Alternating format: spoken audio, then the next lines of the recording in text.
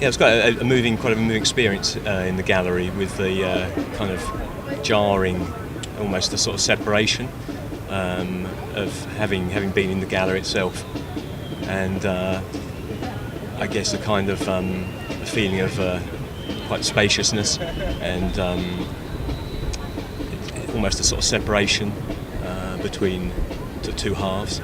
I was it was a picture, and what I felt was tenderness and admiration, and it was really inspiring for me. I wanted to write something about that, or do something like, I don't know, cry or shout. It was like I needed to do something about that, not just look. I don't know. It was about full tenderness and beauty. I don't know. Right. Well, I've been rather pushed into this, and I've been looking at a lot of art, and we have quite a lot at home, although I don't pretend to be an expert. But there was one I saw this week. I was with my niece in one of the galleries in London, not the Tate Modern or the Tate Britain, although I am a member. And I was with my niece, and it was a very famous painting, and one that I find rather nice, but not one of my favourites, but it is a world famous one. And my niece, much to my surprise, because she in fact claimed to like art and to do art herself, she hadn't ever heard of it, and it was extremely famous, and it was just beautiful to see. And in fact, I'd been to this gallery lots of times before, and I'd forgotten it was there, and it is one of the special ones of the world. What I'm remembering is outside the Pompidou Centre in Paris, and there's a large fountain area, and there's sculptures that, it's a water sculpture, I guess, with lots of colour and lots of life, and it's something that when I first saw it, it just made me smile, and I think back to it now. I saw it 20 years ago, and it still makes me smile, and somehow that was the first thing that came to my mind when they asked me about an artwork that came to my mind and touched me. I'm going to be telling you about a type of art that I love more than this one particular piece.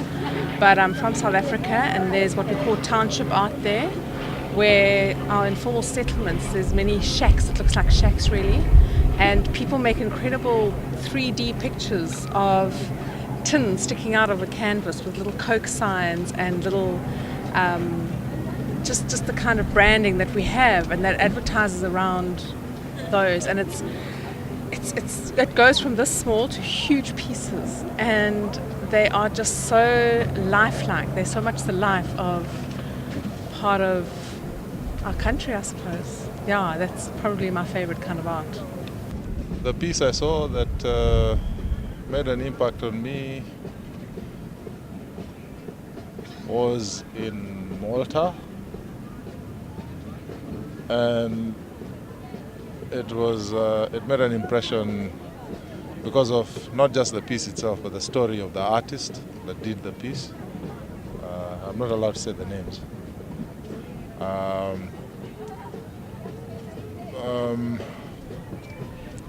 The artist had a checkered life. He was a criminal on the run, and the piece he did,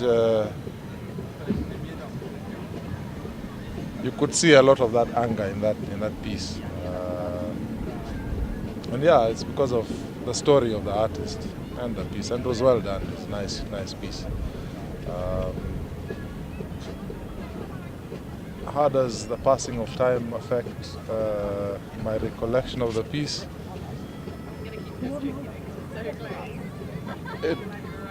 It really doesn't, because of my experience with that piece and that artist. Over time, I've tended to look for other stuff that he's done. I've read more about him and his life, and that's kept the memory fresh still. Yeah. Being inspired, feeling alone, new beginnings, new places to go, wondering what the people next to me are thinking about what I'm thinking, wondering whether that matters, what the artist went through, whether it was worth it, why we're still talking about them. It's my memory of an artwork. My favourite piece of art was at the Tate Gallery in Cornwall, and I can't even remember who it was by now, but it was sort of a glass container and it had loads of bits of mouldy bread in. And I liked it because it was really unusual. A lot of people wouldn't really think it was a piece of art, but it was a bit unusual. So yeah, that's probably my favourite bit of art, and I remember it because I was on holiday with my family and we went there really suddenly and I saw it. And it was new and everyone was crowding around it and you couldn't see what it was until they sort of moved out of the way, and it was just unusual for like 600 pieces of mouldy bread to be classed as a piece of artwork, but it was, and it was very nice. Right, hello, this is the first time I've been to the Tate Modern. I must admit, overall, I found it very pleasant. There's some things like the very surreal pieces of work. Some I think are quite weird. But I must admit that I've also probably learnt a lot from it as well. The crack in the floor. When I first saw it, I was in two minds, but and then I could see like all the shapes and also the depth of everything slotted into one another. So I could sort of see that a lot of work had gone into it, really. No, it's a very pleasant experience, as I say, and it's there's a lot of different works that covers everything, and I've learnt a lot from it. I saw a piece today. I was in the Tate Gallery for about an hour. It was very dramatic, very conflicting, very graphic as well. It made me feel like there's still a lot of confrontation in the part of the world where they haven't got enough to eat or drink, and slave labour is still ongoing in the year 2007 going on to 2008. Can I describe the piece? It was a little boy with his hands up with a gun behind him. The artist is from the Congo, and that's a very well-known place for like children warriors. What do I like? I like a lot of things. But something that comes to my head is quite a profound piece of work is Francis Bacon's 3 Studies of a Crucifixion. They're so compelling in the way that they're like built from a canvas, and you know the way it's like reversed, and you get with the rough teeth coming through. So you know a gentle stroke becomes something so strong and has so much depth. So yeah, I like the way that organisms are built up, and it's pretty cool. I like it. Well, the piece of art, I can't say the name or the artist, but it's a blue nude, woman's back to the viewer, kind of dark, moody colors, not too dark that it's desperate, but kind of darker blues and greens, as I recall. It makes you kind of wonder what the woman in the painting is thinking of, and she's kind of curled up and bald with her back to you, so it looks like she's kind of almost in a fetal position, sitting up. I don't know, it just always kind of struck me as something to recall. Just real moody and just really made you wonder, what's going through that person's head. And she it seems like she would be thinking about something, kind of important. Anyway, that's what I recall of that painting. And so I raced over to the Tate Modern. I came over the bridge in the rain, and I went inside and I kind of walked around for ages and got a bit disorientated, and eventually came across a huge panel of the water lilies. And I was so overwhelmed. I didn't know what to do. I didn't know where to look. I sat in front of it for like 2 hours, just kind of staring at it and really kind of taking it in and interacting with the work. and I started crying, and it was just so overwhelming and insane, and it's something I'll never ever forget. And just to actually see something that you've seen reproduced so many times in front of you, and it's like right there, like if you were really naughty you could almost reach out and touch it, which of course I didn't, but you know, just being that close to something which you've kind of like idolized for so many years is just like the most amazing, moving experience ever, almost like a spiritual experience or a metaphysical experience. And I think that's a really, really important thing about the arts, you know, to actually engage in art to that point so that you get a lot out of it and you're fulfilled by art. And I guess that's what it means to be a true kind of art viewer or someone within the arts. And I don't know about Monet, but I think it's basically like this affinity I have with colour and an interest in chromophobia, which is Western society's aversion to colour. And I mean, Monet was completely mad. Like, his wife was dying and he sat next to her bed, and instead of saying goodbye, he was busy like trying to capture the colours of her face when she was dying in paint, instead of like, you know, doing what a normal person would do. And then with his cataracts and the flattening out of everything, I don't know, I think he's just like the most legendary artist, because if it wasn't for those cataracts, we may not have got abstract expressionism. I don't know. But anyway, that's all I've got to say. Monet rules. I remember a piece of art I've seen a few years ago with a lot of photos, black and white photos of children. And it was surrounded by small lights, and under it was a lot of old clothes. So it is a really strong artwork that makes an impact on everyone who sees it, and I think when they stop and watch for a while, they understand what it is about quite quickly, actually. You can see the faces of the children that they are Jewish. So when I remember this artwork, I don't remember the number of pictures or photos, or I don't remember the size of the artwork. I just remember the feeling it gives me. Well, one piece of art that I saw many years ago in Spain was a very large painting of a very, very old man who was imprisoned, obviously for either political, religious or other reasons.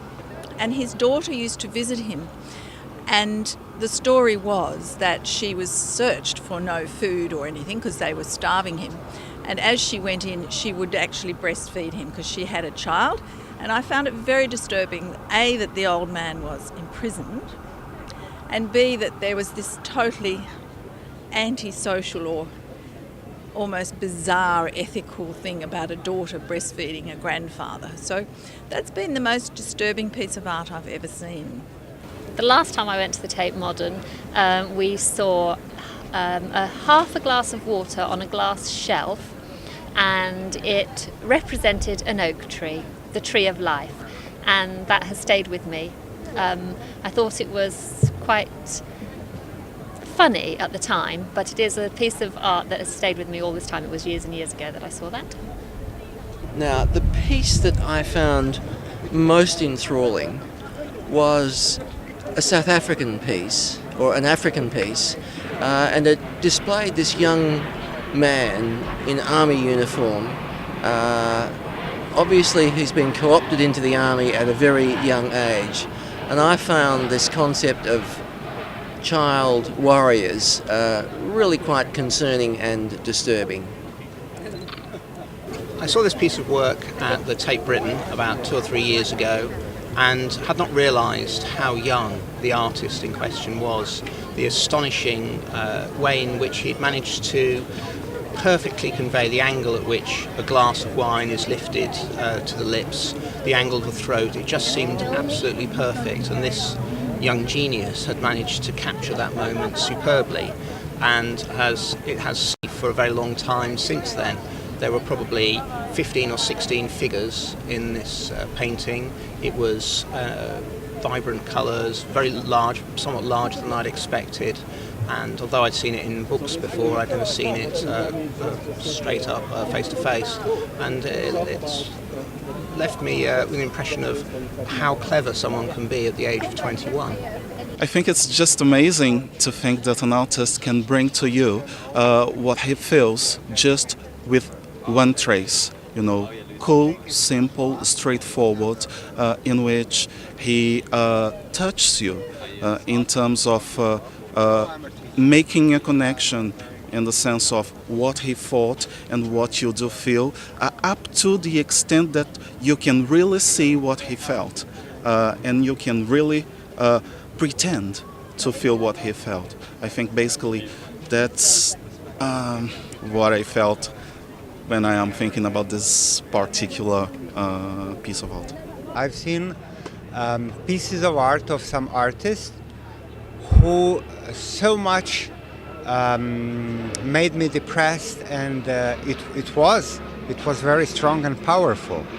But one question I put myself into the people I just happened to be around with. Well, what is the I think one of the most important purpose of art is to encourage you and to make you able to confront life with more energy. But some pieces of art, in my case, it just deprives you of energy because they are so morbid, so depressingly dark and with no way out. Maybe in some cases with some people they help them to make you or make someone aware of the difficulties and to become conscious of them. But I think that it depends on the people. The people who have more problems seem to be better artists. The people who had more problems while being brought up by their parents, frustration and all kinds of things, then they have more things to clean and clear out of themselves, and that's why maybe their life art production is so mighty, so powerful, and so extensive, while the other one who just celebrate joy of life in a colorful way, they come closer to an end. Okay, this is what I would have to say.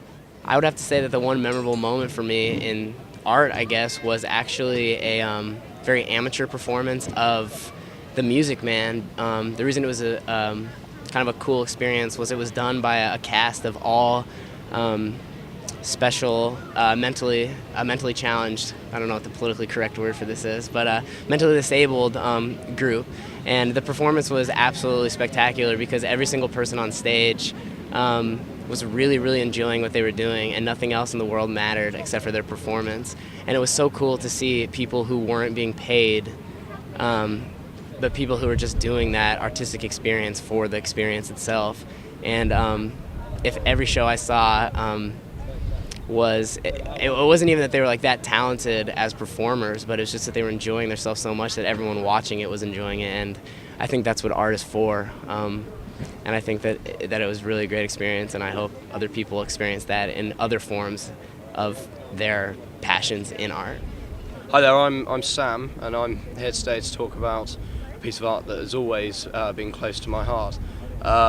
This piece of art has basically always, been in the forefront of my mind whenever I go to, and I know this is bollocks, this is so bad. Listen. Okay, so this piece of art, it's something quite special to me, and I think everybody needs a piece of art that's special to them. It's quite important. You need something creative that you can relate to. So it's an impressive piece of art. It's a more or less monochrome painting. It's in red and brown hues, tones.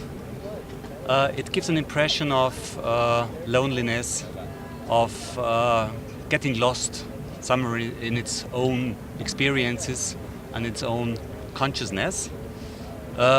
It stays as a monochrome work in a very large format in my mind since, let's say, 20 years. And it always follows me and accompanies me to wherever I go, if I have an impression of wideness and at the same moment of getting lost as an individual, this memory comes back to me. It's musical. The prose is musical, and I don't know what to say. It's all about being feathered up and living on the dub side. Just a whole new way of looking at life without drugs. Just vibing on other people around you, and I really like that. It was an old Volkswagen, and coming out of the back was a series of sledges, and on each sledge is a roll of felt, a heavy torch, and a piece of animal fat. And the inspiration for the artwork is supposed to be that the artist once broke down, presumably in his camper van somewhere out in, I don't know, Mongolia or somewhere, and his life was saved by these things, by rolls of felt and animal fat that were put on him by the group of Tartars who found him. And the reason I like it is that it made me laugh, actually, because it looked like, I don't know, dogs or insects piling out of the back of the van.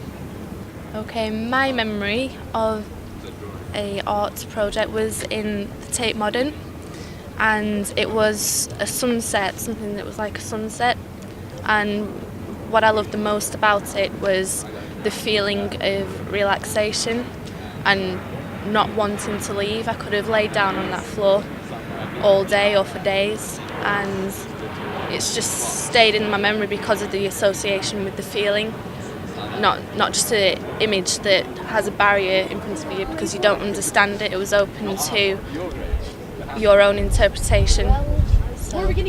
My memory of an art piece which I saw in the gallery today was about some sort of like crack in the floor, which is meant to be a representation of someone's ideas towards the division between black and white in European society. Apparently, that's what I've been told. Basically, it seems to be very dynamic in its approach, and it has elements of like, I'm not sure, but you can really tell from the actual picture that you can see that it's something which isn't simple, and he's represented that well in his choice of like creating a crack effect in the ground. So yeah. What really inspires me is art or photography that is that captures day-to-day activities, that captures normal mundane situations or events, so to speak, that basically talks about people who are really not talked about, and people who basically like reportage things where people are captured in, in their natural environment, where people that are not talked about before in their natural setting. Alright, so I remember this was a painting. I saw that in my hometown in Marseille, in France, and that was really cool. It was about the war, the Second World War in Spain, and that was just wonderful. I was explaining a lot the Second World War and what the horrible stuff happened in Europe at that time, and I'm really sensitive about it. I do study it. And I think that when art comes in history, we understand more what's going to happen and what's happened. Ich habe ein Kunstwerk gesehen, das mich total beeindruckt hat. Das handelt von der Moderne und von den Gefühlen, die auch mit der Moderne hervorkommen. Und das drückt sie aus, also dass die Moderne ist etwas, was wir schätzen. Das hat was mit dem Gefühl von von Praktischem zu tun und dass wir alle gut leben können, und das hat was damit zu tun, dass wir keinen Hunger erleiden müssen, aber die Zivilisation, die wir damit verbinden und die wir positiv finden, die bringt auch Gefühle hervor, die gar nicht gut sind, nämlich Rassismus und unangenehme Dinge und dass die Leute sich gegenseitig hassen und umbringen deswegen. Und das hat diese Künstlerin auf so eine total wunderbare Art und Weise dargestellt, indem sie tiefe Risse in die Erde reingegraben hat. Und könnte darüber stolpern und da reinfallen und es ist einfach sehr gewalttätig, wie sie diese glatte Oberfläche durchbricht. Und damit drückt sie eine Gesellschaft aus und eine Entwicklung, die so diese beiden Seiten, diese glatte Oberfläche hat, die so sehr modern ist und auf der anderen Seite die Gefühle, die damit verbunden sind und die ganz, ganz gefährlich sind. Voilà, je vous explique justement ce que je fais là. J'étais en train de passer le long de la Tamise et j'ai vu une petite caméra avec une boîte. Je me suis arrêté et j'ai regardé ce que c'était. Alors c'était des personnes qui parlaient à une caméra. Et une personne qui parlait à une caméra, j'ai demandé à des personnes qui étaient à l'extérieur de savoir ce que c'était. Et alors eux m'ont proposé de m'asseoir afin de parler d'un sujet. Et comme je ne sais pas quel sujet parler, eh ben je vous explique ce que je fais ici sur la chaise pour le moment. Voilà, pour ceux qui écouteront, ça va. Sur ce, A piece of art that inspired me and moved me a lot was a sculpture that I saw when I was around 11 or 12, and I have no idea what it was. I was traveling around Europe with my mom. I don't know which museum she took me to, but it was a man and a girl that were supposed to be kissing each other, and if you got really close, you could see that they weren't touching each other. So what really struck me about it is that they've been like that for hundreds of years, but they never kissed. Just recently been quite attracted to landscape artists. I find it's much more interesting people working with natural products in the natural environment and breaking down the form of art and looking at in nature, which is chaos, and bringing forward spectrums of color and certain forms in that way, and sort of bringing a new thought into nature. There's one particular piece of art in the Tate Modern which I particularly am impressed with because of the idea of turning something into something else, or making something stand for something else, which becomes symbolic. And this particular work of art is it's not beautiful, it's not aesthetically pleasing, but the idea of turns things on their head. Made me think of my husband because it reminded me on something that he does, and it was very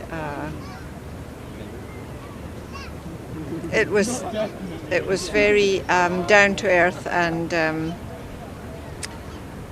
real, and reminded me very much on a situation in our own home. I went to a very famous art gallery in Paris to see one of the supposedly most famous paintings in the world, not to mention any names, so that nobody gets disappointed about it if they've never seen it themselves.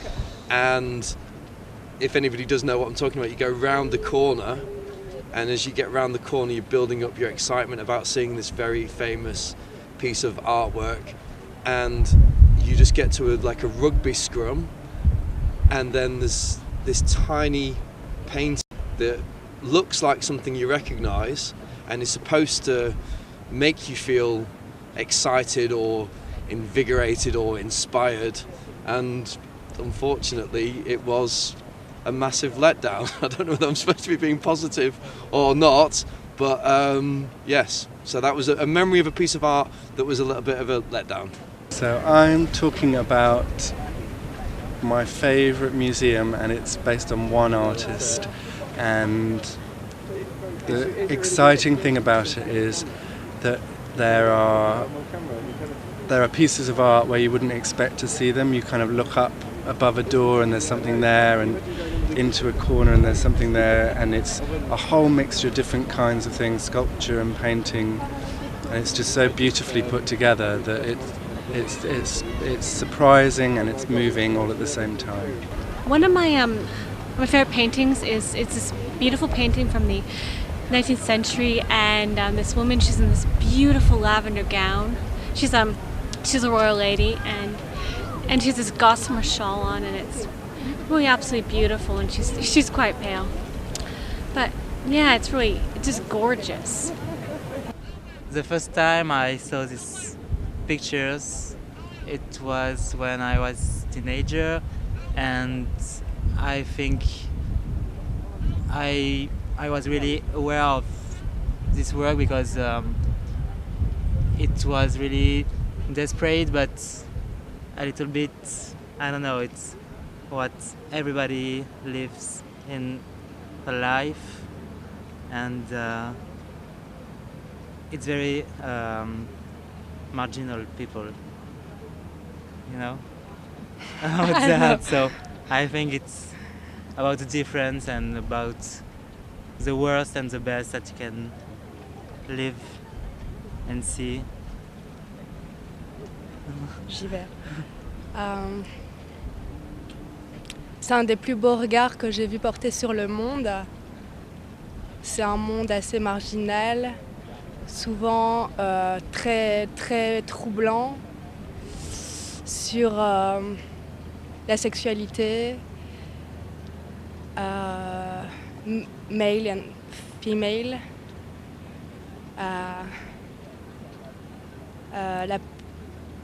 J'étais aussi adolescente quand j'ai vu les photos de cet artiste la première fois. Et ce qui m'a troublée le plus, c'était que c'était très intime, que c'était de l'ordre du quotidien, que ça pouvait se rapprocher de ce qu'on vivait au quotidien. C'était cru, c'était vrai, c'était juste. Et c'était des regards très profonds, touchants. Ça parle de solitude, d'extravagance et de...